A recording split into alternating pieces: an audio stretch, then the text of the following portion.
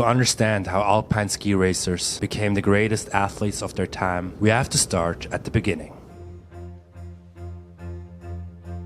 Humans have been skiing since at least the last ice age, to hunt and traverse snowy fields. Ancient petroglyphs and the remains of wooden skis that are thousands of years old are proof of that, as are the indigenous Sámi people in Northern Europe, who are confirmed to have skied for millennia. And there's the saying about ancient Greek cities, where the only things archaeologists found intact were swords and stones carved with the names of Olympic champions, because from the beginning, the Olympics were born in the shadow of war. And skiing, in time, would be drawn into both.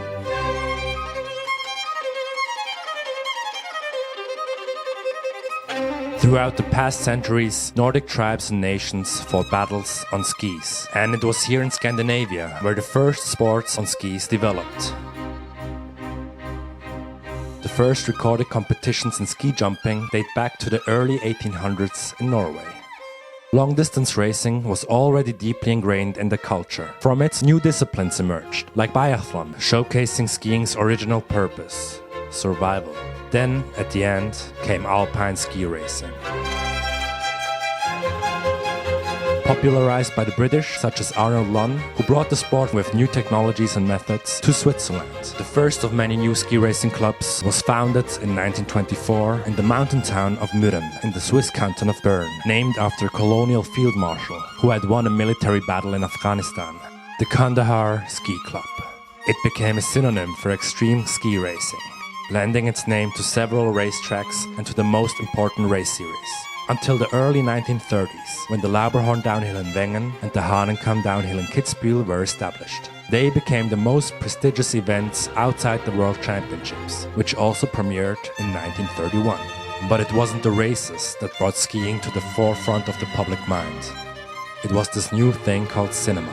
And here, it was mainly the German actress and later director Leni Riefenstahl, who was technically brilliant, but unfortunately used her talents to support Adolf Hitler's Third Reich. Most people realized what skiing looks like through her films, so it only made sense that ski racing had its Olympic debut in 1936 in Nazi Germany, as one combined event with two double wins by the host nation, which claimed the games to be a symbol of international friendship. But in truth, they were the prelude to a Second Worldwide War, where skiing, yet again, became a military asset. Following World War II, many European nations were deeply traumatized and faced a long road to recovery. Meanwhile, major technological advancements reached the mainstream, sparking an economic boom, and skiing became more than just a symbol of noble bravery and strength. It also came to represent wealth and prosperity. For one country in particular, skiing became the foundation of a new national identity, thanks to a true golden generation of ski racers.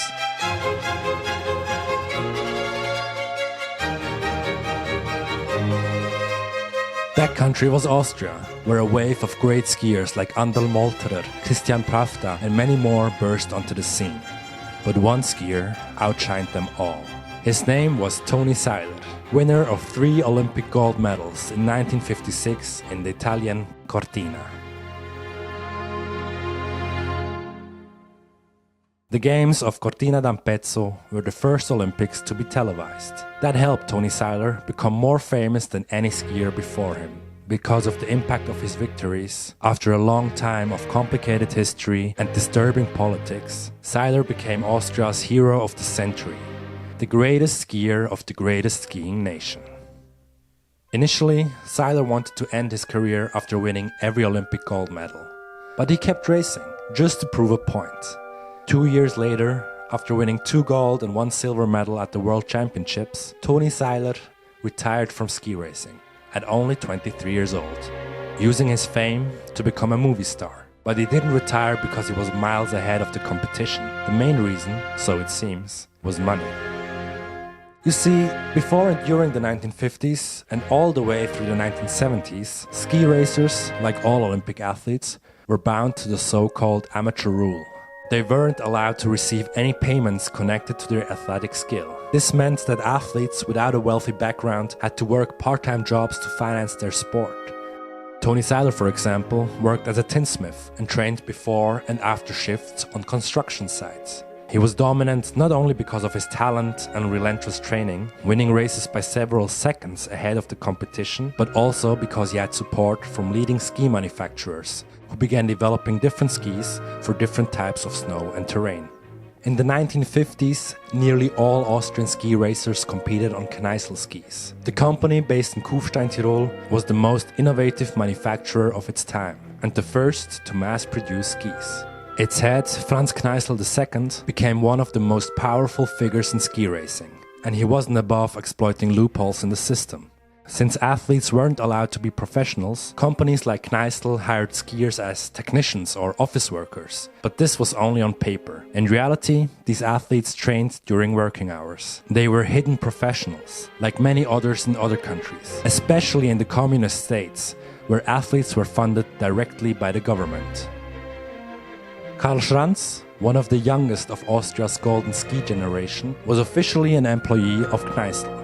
But in truth, he was a training machine and became the most successful Austrian skier of the 1960s, winning major events like the Kandahar series or the Lauberhorn downhill multiple times.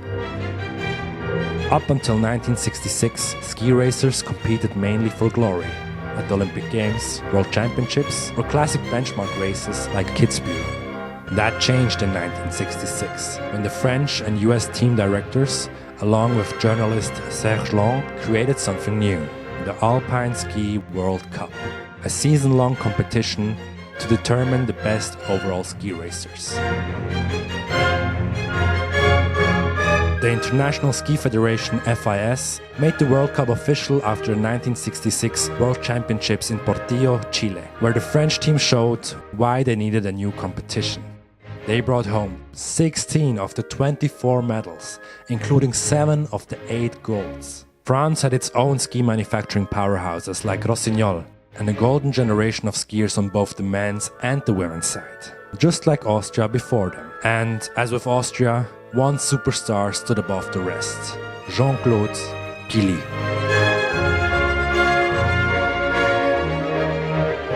During Killy's time, there were 3 main disciplines in alpine ski racing. The slalom, a very technical race, with tight turns between closely set gates, requiring precision and quick reflexes. The giant slalom, which is faster and less technical than slalom, requiring a balance between speed and control. And the downhill, the flagship event, with gates wide apart and speeds over 130 kilometers per hour. It's still the fastest non-motorized sport in the world. And at World Championships, there was also the combined. It's a calculated result, based on a skier's performance in slalom and downhill. It rewarded versatility and, for a long time, was seen as the best measure for the best overall ski racer. Jean-Claude Killy was already world champion in downhill and combined when he dominated the inaugural World Cup season in 1967. He won a whopping 12 out of 17 races across all disciplines, winning each discipline at least 3 times to become the first World Cup overall champion. But his magnum opus came at the 1968 Olympic Winter Games in the French Grenoble, where he became one of the greatest Olympic champions in history. Just like Toni Sailer over a decade earlier, Killy won every Olympic ski race. But unlike Sailer's results, not all of Killy's gold medals were free from controversy. Because in the slalom, Killy wasn't the fastest racer that day. Karl Schranz was. A thick fog hovered over the Chamroux slope as Schranz came down on his second run. A shadowy figure crossed his path. Several coaches from different countries saw it. Schranz pulled up mid-run, protested, and was granted a rerun. On his second attempt, he was faster than Killy. But hours later, judges disqualified him, claiming he had missed the gate. Schranz insisted it was because of the trespasser. Conspiracy theorists believe the figure crossed his path deliberately to help Killy sweep all 3 golds, just like Sailer. At that time, Olympic gold medals also counted as World Championship titles. On paper, Killy won 6 World Championship titles and 3 Olympic golds. But in reality, only 4 distinct wins earned those 9 titles. And one of them remains disputed. None of that, however, hurt Killy's reputation. The 1968 Winter Olympics in Grenoble was the first global event broadcast live and in color. As the undisputed superstar of those games, Jean-Claude Killy became a global sensation. He elevated the sport to new heights. More and more people took up skiing because of him. To this day, many regard Jean-Claude Killy as the greatest alpine skier in history. His style was iconic, and his off-season car racing only added to the legend. Since professionalism was still banned in ski racing, Killy, like Sailer before him, retired after his Olympic triumphs. He went on to become an actor, stuntman, and the sport's first global brand ambassador. Karl Schranz, meanwhile, continued to race. After Killy's retirement, Schranz dominated, winning the following overall World Cup title together with 2 downhill championships and 1 in giant slalom.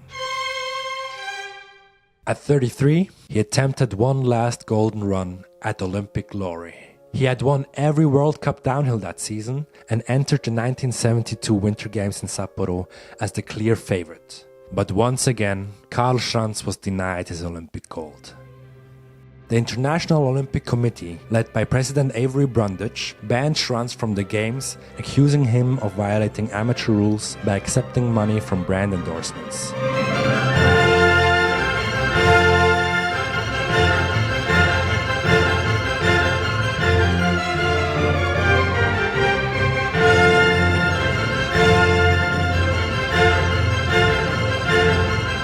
This decision was controversial, to say the least, especially in Austria. Internationally, many saw the ban as overly strict and politically motivated. The case of Karl Schranz sparked first revisions to the amateur rule, before it got abolished years later. Meanwhile, in Austria, his return from Sapporo became a national event. Over 100,000 people welcomed him home. Ironically, he received the Heroes Parade he wouldn't have gotten if he had won gold. To many people of the Alpine nation, Karl Schranz was the best downhill racer at the time. And yet, the true peak of the sport was still to come.